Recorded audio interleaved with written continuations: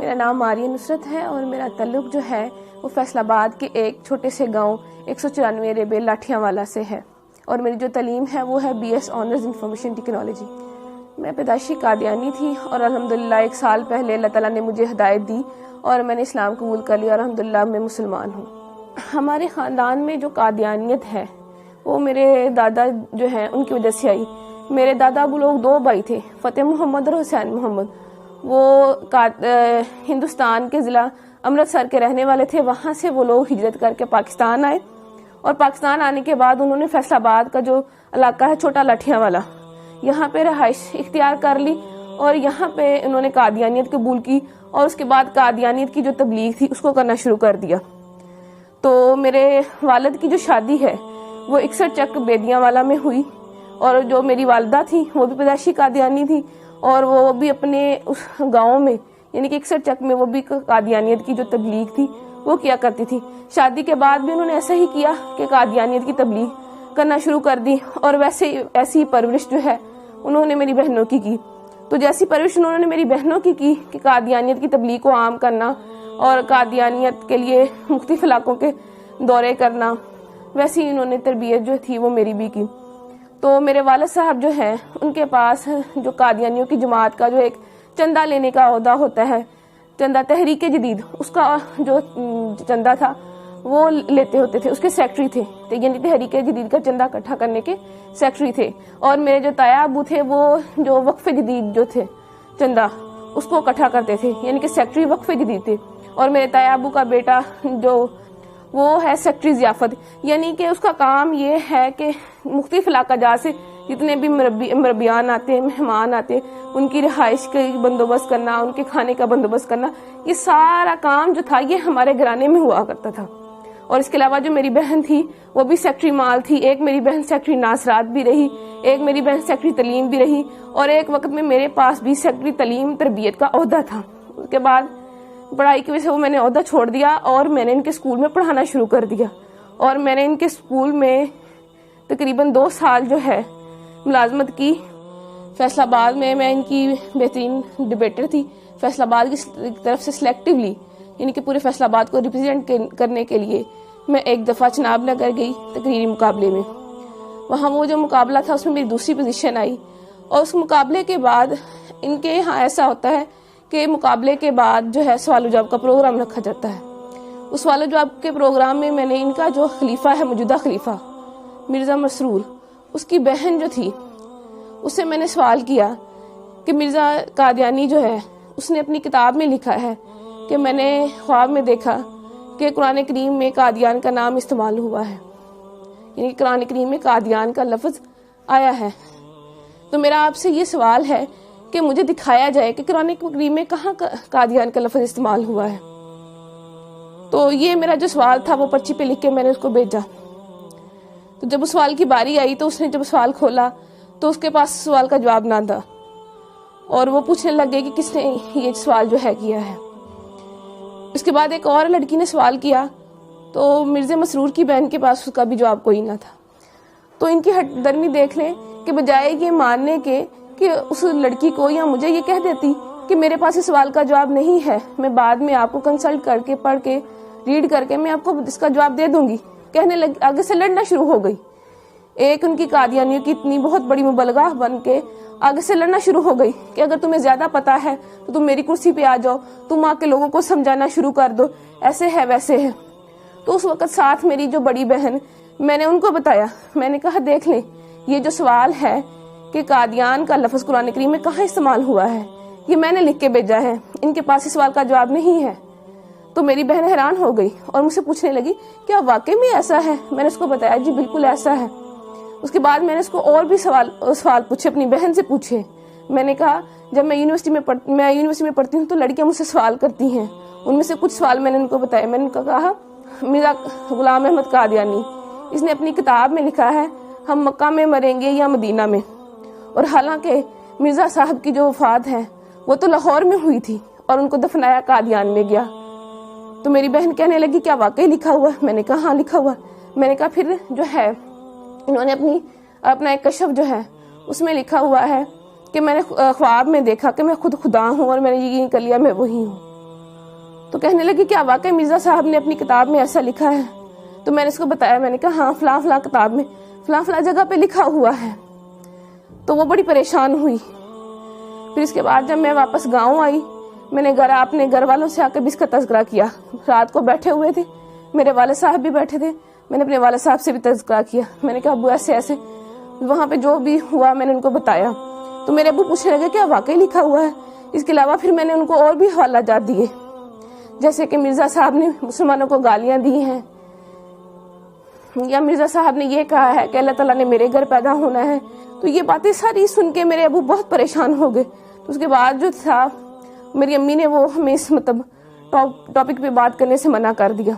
میرے اسلام قبول کرنے کی وجہ کچھ یوں بنی کہ میں نے تعلیم مکمل کرنے کے بعد ایک اسکول میں جو ہے بطور ٹیچر انٹرویو دیا اور وہاں میری سلیکشن ہو گئی.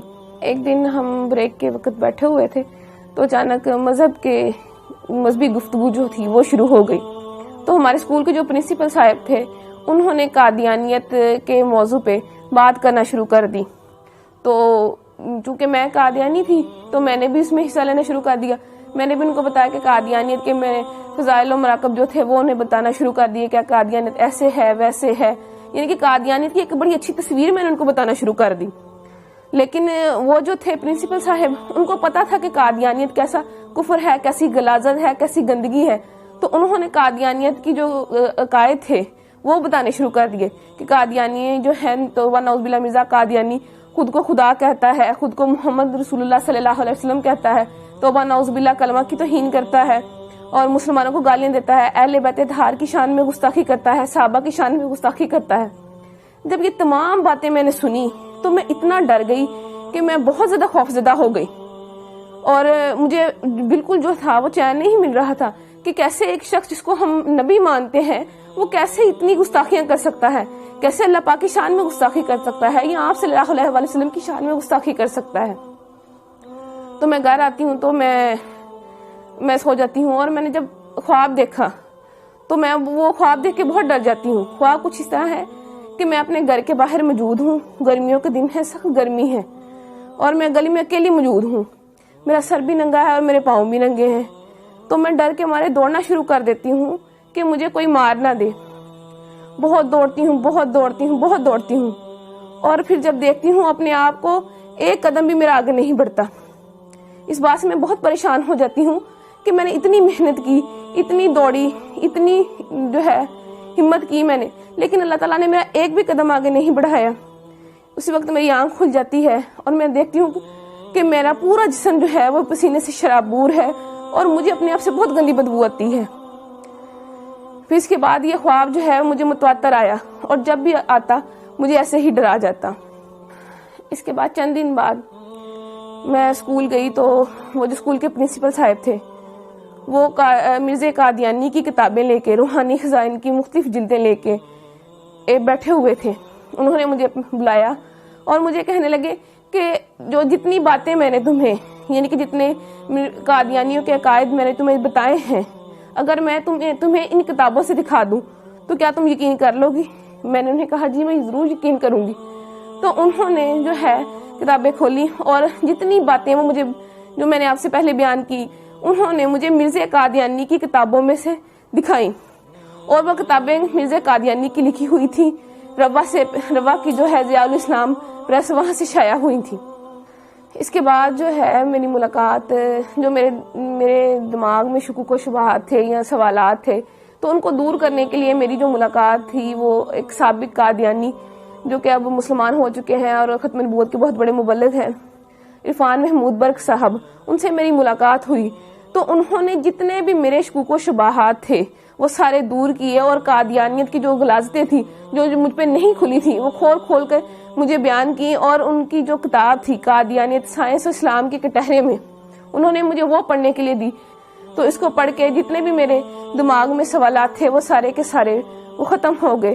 تو اس کے بعد پھر میں نے مرزا قادیانی پہ اور قادیانیت پہ کروڑوں لعنتیں بھیجنے کے بعد آپ صلی اللہ علیہ وآلہ وسلم کی غلامی میں آ گئی اور کلمہ طیبہ پڑھ کے اسلام قبول کر لیا. اس کے بعد جب میں گھر گئی میں نے اللہ تعالیٰ سے جا کے دعا کی کہ اللہ تعالیٰ مجھے کوئی رستہ بتا کہ مجھے کوئی ایسا نشان دکھا کہ مجھے پتہ چل سکے کہ میں نے آج جو کیا میں سچ پہ ہوں، میں حق پہ ہوں. تو میں جو ہے میں سو گئی. تو میں نے وہی خواب جو میں پہلے دیکھتی تھی اور میں ڈر جاتی تھی، وہی خواب مجھے دوبارہ آیا کہ میں اپنے گھر کے باہر موجود ہوں، گرمیوں کے دن ہے، سخت گرمی ہے، اور میں ڈر کے مارے بھاگنا شروع کر دیتی ہوں. لیکن اس دفعہ معاملہ جو تھا وہ الٹ ہو گیا کہ جب میں ڈر کے مارے میں بھاگنا شروع ہوئی تو بھاگتے بھاگتے کہ میں پکی سڑک پہ پہنچ گئی. تو میرا سر جو پہلے ننگا ہوتا تھا اس پہ ایک سفید چادر آ گئی خود بخود، اور میں نے دیکھا کہ میرے سامنے ایک شخص احرام باندھے کھڑا ہے. جب میں نے اپنی نظریں اوپر اٹھائیں تو میں نے سبز گنبد اور مینار کو پایا. تو اس کے بعد میری آنکھ کھل جاتی ہے اور مجھے اپنے آپ سے جو جہاں پہلے پسینے کی بدبو آتی تھی، اب مجھے اپنے آپ سے اتنی اچھی خوشبو آنے لگ گئی.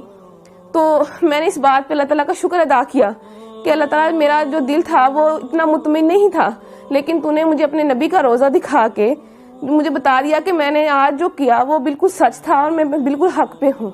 میں اللہ تعالیٰ کا شکر ادا کرتی ہوں کہ اللہ تعالیٰ نے میری شادی ایک ایسے انسان سے کروائی کہ جس نے مجھے بہت زیادہ دلاسا دیا، بہت زیادہ ہمت دی اور میرا بہت خیال رکھا، اور جو اسلام قبول کرنے کے بعد جتنی بھی جو تعلیمات تھیں ان کو پوری کرنے میں میرا بہت ساتھ دیا، اور الحمدللہ ابھی بھی میرا بہت ساتھ دے رہے ہیں.